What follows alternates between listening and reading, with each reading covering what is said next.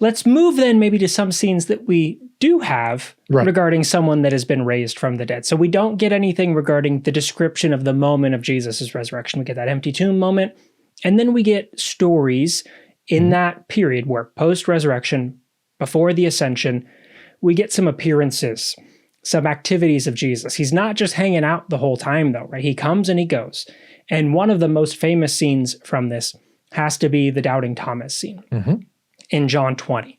And I think it's worthwhile talking about the Doubting Thomas scene because this is something that we know so well from paintings and from sermons of this moment where doubting Thomas, and we have this story about faith.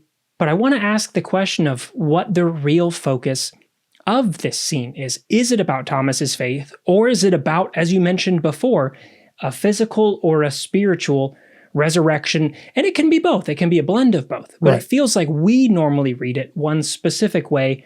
And I think we should push against that a little bit for some more of what it says. And so here in John 20, if we go through John 20, verses 19 through 21st, when it was evening on that day, the first day of the week, and the doors of the house where the disciples had met were locked for fear of the Jews, Jesus came and stood among them and said, "Peace be with you."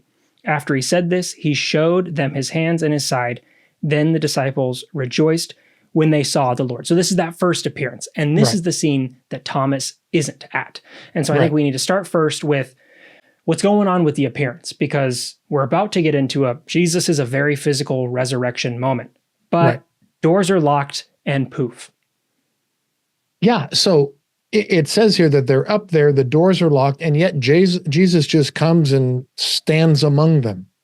And so is the implication that Jesus can walk through walls? Can he just walk through doors? I mean, did they just not write it down? Did he say like, "Hey, it's Jesus, let me in," and they let him in? Or did he just knock and everybody knew? Right. Did he just, we don't know. But the idea is that what does it say? He showed them his hands and his side. So, hey, look, remember the nails, remember the spear, right? So he shows them this, and then they rejoiced when they saw they knew it was him because he had been crucified. But again, the fact that he walked through the door makes one say, okay, but is this a spiritually resurrected Jesus? And it's a ghost. Is this the ghost of Jesus that just has, the spiritual scars, or is it the physical Jesus who just has powers, right? If he can come back from the dead, he can walk through a door. Right. We don't know. So this is the first one. And then I think the text goes on here. We go on. Jesus says, "Peace be with you." I want to jump down to verse 25 because we have 24 tells us that Thomas wasn't there. And then in verse 25, so the other disciples tell Thomas, "We have seen the Lord." But he said to them, "Unless I see the marks of the nails in his hands and put my finger in the mark of the nails and my hand in his side, I will not believe." Which seemingly he's saying like, hey, listen, you guys saw something.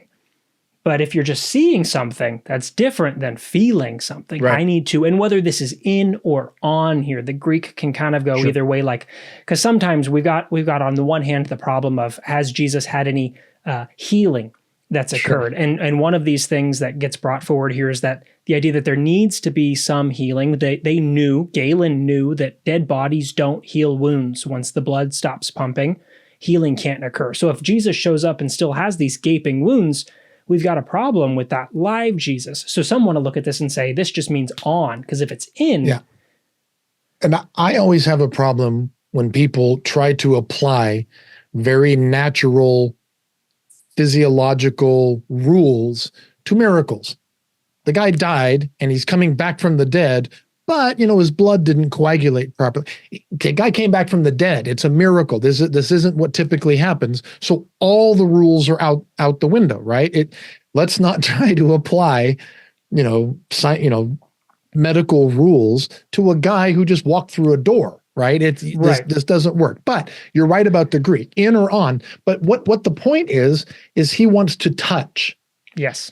And Thomas always takes a bad rap because he says, hey, unless I touch him, I'm not going to believe it. And we always say, it's doubting Thomas. But maybe this is unfair Because maybe what the reason that John's telling this story is not to dump all over John, you weren't as faithful as the other guys, but maybe it's to talk or speak to this idea that Jesus wasn't a spiritual resurrection, but he's trying to say, no, it was physical. See, Thomas touched him. Now, whether it's in or on, still, it was physical. He wasn't a ghost, is what they're trying to get at. I mean, what do you think? I think so. Because verse 27, we now get the scene where Jesus appears again.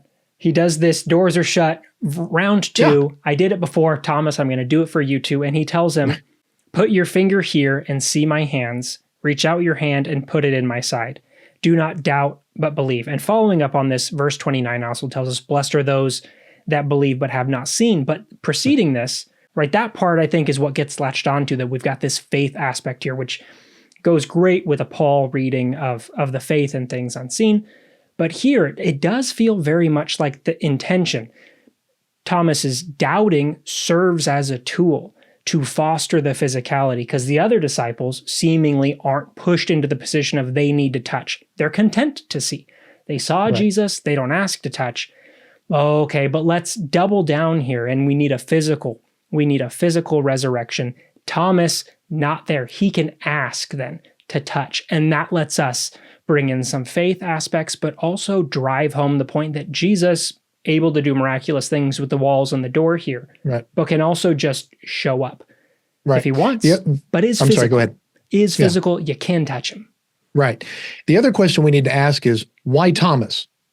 Why is it Thomas? Why isn't it one of the other disciples? Why does it specifically have to be Thomas, who John is trying to demonstrate this guy is physical? This guy is a physical resurrection. Look, you, Thomas, come here, touch him.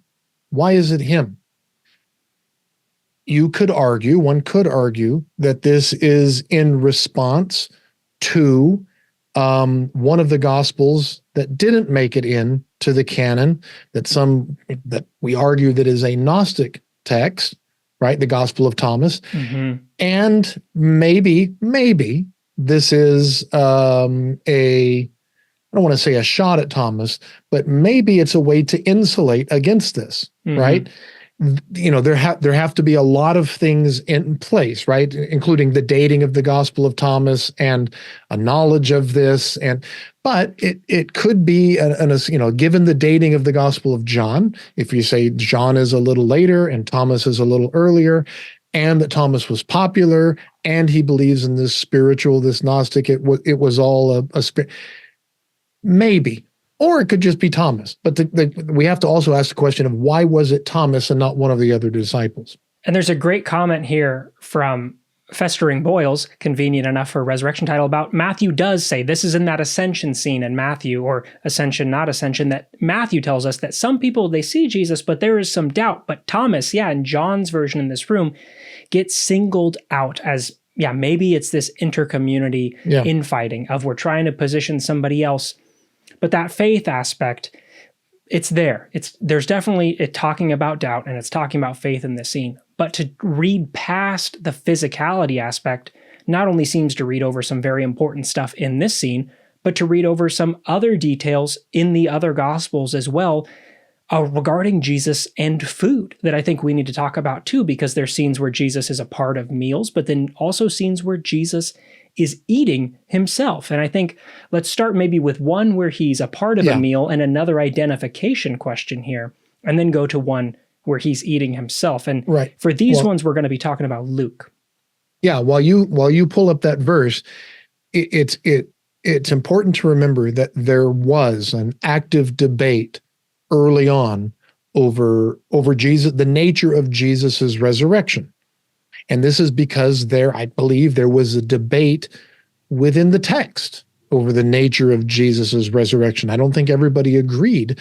Why? Because it's not described. It's not described. And so what was he talking about? What will our bodies look like in the resurrection?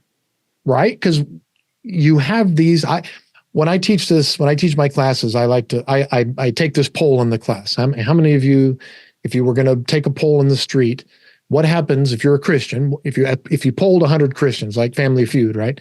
What happens when you die? How many of you think that your soul leaves your body and goes up to heaven to be judged, or, go to be judged and it goes to heaven or hell? And I get about half the hands. And then I say, how many of you think you're going to be dead and one day you will be raised and then you'll be, and I get the other half of the hands. And I said, why is that? And that's because both traditions are preserved in the New Testament, right? You have that parable of the rich man and Lazarus, where the poor man, Lazarus dies, and then he's immediately in heaven, right? And the rich man's immediately in hell. But then you've got Paul talking about resurrection.